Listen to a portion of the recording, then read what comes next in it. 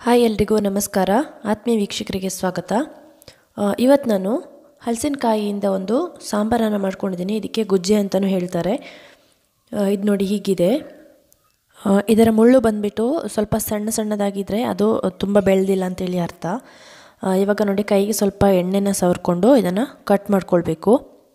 ಇಲ್ಲ ಅಂದರೆ ಇದ್ರದ್ದು ಮೇಣ ಕೈಗೆ ಅಂಟ್ಕೊಳ್ಳುತ್ತೆ ಮತ್ತು ತೆಗಿಲಿಕ್ಕೆ ತುಂಬಾ ಕಷ್ಟ. ನಂತರ ಒಂದು ಪಾತ್ರೆಯಲ್ಲಿ ನೀರನ್ನು ಕೂಡ ಇಟ್ಕೊಂಡಿದ್ದೀನಿ. ಅಂದರೆ ಇದನ್ನು ಕಟ್ ಮಾಡಿಬಿಟ್ಟು ಡೈರೆಕ್ಟಾಗಿ ನೀರಿಗೆ ಹಾಕಬೇಕು, ಇಲ್ಲಾಂತ ಹೇಳಿದರೆ ಇದರ ಕಲರ್ ಕಂಪ್ಲೀಟಾಗಿ ರೆಡ್ ಕಲರ್ ಆಗುತ್ತೆ. ಇವಾಗ ನೋಡಿ ಕಟ್ ಮಾಡ್ಕೊಳ್ತಾ ಇದ್ದೀನಿ. ಹಾಗೆಯೇ ಈ ಹಲಸಿನಕಾಯಿಂದ ನಾನಾ ರೀತಿಯ ಖಾದ್ಯಗಳನ್ನು ಮಾಡ್ತಾರೆ. ಅಂದರೆ ಸಾಂಬಾರು ಆಗಿರ್ಬೋದು, ಕಬಾಬ್, ವಡೆ, ಕಟ್ಲೆಟ್, ಪಲ್ಯ ಈ ರೀತಿ ಎಲ್ಲ ಮಾಡ್ತಾರೆ. ಇವತ್ತು ನಾನು ಸಾಂಬಾರು ಹೇಗೆ ಮಾಡೋದು ಅಂತ ಹೇಳ್ಕೊಡ್ತಾ ಇದ್ದೀನಿ. ನೀವೇನಾದರೂ ನನ್ನ ಚಾನಲ್ನ ಮೊದಲೇ ಬಾರಿ ನೋಡ್ತಾ ಇದ್ದರೆ ಸಬ್ಸ್ಕ್ರೈಬ್ ಮಾಡ್ಕೊಳ್ಳಿ. ಹಾಗೆ ವಿಡಿಯೋ ಇಷ್ಟ ಆದರೆ ಒಂದು ಲೈಕ್ ಮಾಡಿ. ಇಲ್ಲಿ ನಾನು ಕೇವಲ ಹಲಸಿನಕಾಯಿ ಒಂದನ್ನೇ ಹಾಕ್ತಾಯಿಲ್ಲ, ಇದ್ರ ಜೊತೆಗೆ ಮೊಳಕೆ ಕಟ್ಟಿರೋಂಥ ಹುರುಳಿಕಾಳನ್ನು ಕೂಡ ಹಾಕ್ಕೊಳ್ತಾ ಇದ್ದೀನಿ. ಯಾಕೆಂತೇಳಿದರೆ ಈ ಹಲಸಿನಕಾಯಿ ಬಂದು ತುಂಬಾ ಹೀಟ್, ಉಷ್ಣಾಂಶ ಜಾಸ್ತಿ ಇದೆ ಇದರಲ್ಲಿ. ಹಾಗಾಗಿ ಹುರುಳಿಕಾಳು ಸ್ವಲ್ಪ ತಂಪಲ್ವ, ಹಾಗಾಗಿ ಅದೆರಡೂ ಸರಿಯಾಗಿ ಹೊಂದಾಣಿಕೆ ಆಗುತ್ತೆ. ಹಾಗಾಗಿ ಮೊಳಕೆ ಕಟ್ಟಿರೋಂಥ ಹುರುಳಿಕಾಳನ್ನು ಹಾಕ್ಕೊಳ್ತಾ ಇದ್ದೀನಿ. ನಂತರ ಇದನ್ನು ಈ ರೀತಿ ಕಟ್ ಮಾಡ್ಕೊಳ್ಬೇಕು. ನಂತರ ಇದ್ರದ್ದು ಸಿಪ್ಪೆನ ತೆಗಿಬೇಕು. ಸಿಪ್ಪೆ ತೆಗಿಬೇಕಾದ್ರೆ ಮಧ್ಯದಲ್ಲಿ ವೈಟ್ ಕಲರ್ ಇರುತ್ತೆ ನೋಡಿ, ಅದನ್ನು ಕೂಡ ತೆಗಿಬೇಕು.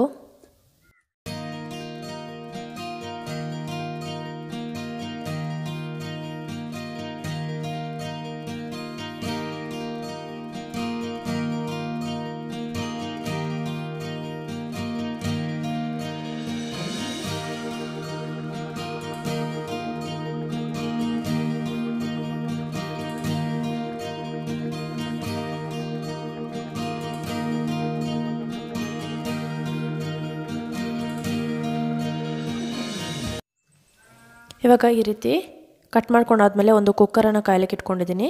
ಅದಕ್ಕೆ ಮೊಳಕೆ ಕಟ್ಟಿರುವಂಥ ಹುರುಳಿಕಾಳು ಒಂದು 2 ಕಪ್ ಆಗುವಷ್ಟು, ನಂತರ ಕಟ್ ಮಾಡಿ ಇಟ್ಕೊಂಡಂಥ ಗುಜ್ಜೆನ ಈ ರೀತಿ ಹಾಕ್ಕೊಳ್ಬೇಕು.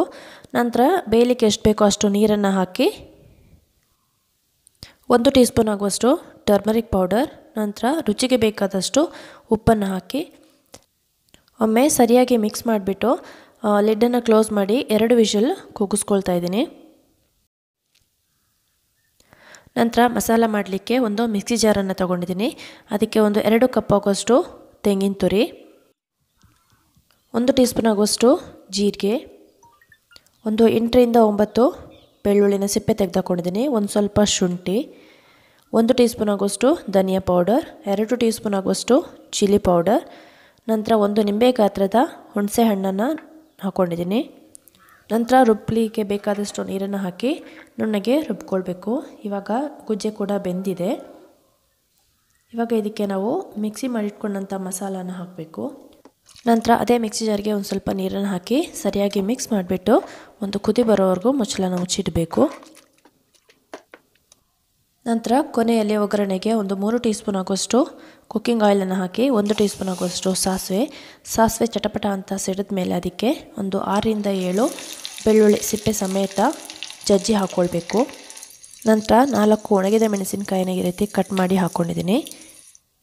ನಂತರ ಒಂದು 10ರಿಂದ 20 ಎಲೆ ಕರಿಬೇವಿನ ಸೊಪ್ಪನ್ನು ಹಾಕ್ಕೊಂಡಿದ್ದೀನಿ. ಇವಿಷ್ಟನ್ನು ಕುದಿತಾ ಇರುವಂಥ ಸಾಂಬಾರಿಗೆ ಒಗ್ಗರಣೆ ಹಾಕಿದರೆ ಗುಜ್ಜೆ ಸಾರು ಅಥವಾ ಹಲಸಿನಕಾಯಿ ಸಾಂಬಾರು ರೆಡಿ ಆಗುತ್ತೆ. ಒಮ್ಮೆ ಟ್ರೈ ಮಾಡಿ. ಚಪಾತಿ, ರೊಟ್ಟಿ, ದೋಸೆ ಇದೆಲ್ಲದಕ್ಕೂ ಕೂಡ ತುಂಬಾ ಚೆನ್ನಾಗಿರುತ್ತೆ. ರೊಟ್ಟಿಗಂತೂ ತುಂಬಾ ಚೆನ್ನಾಗಿರುತ್ತೆ. ನೀವು ಒಮ್ಮೆ ಟ್ರೈ ಮಾಡಿ. ಹಾಗಾದರೆ ನನ್ನ ಇವತ್ತಿನ ವಿಡಿಯೋ ನಿಮ್ಮೆಲ್ಲರಿಗೂ ಇಷ್ಟ ಆಗಿದ್ದರೆ ಲೈಕ್, ಶೇರ್ ಹಾಗೂ ಕಮೆಂಟ್ ಮಾಡಿ. ಸಬ್ಸ್ಕ್ರೈಬ್ ಮಾಡ್ಕೊಳ್ಳಿ ಹೊಸದಾಗಿ ನೋಡ್ತಾ ಇರೋರು. ಮತ್ತೆ ಸಿಗ್ತೀನಿ. ಅಲ್ಲಿವರೆಗೂ ಟೇಕ್ ಕೇರ್. ಬಾಯ್.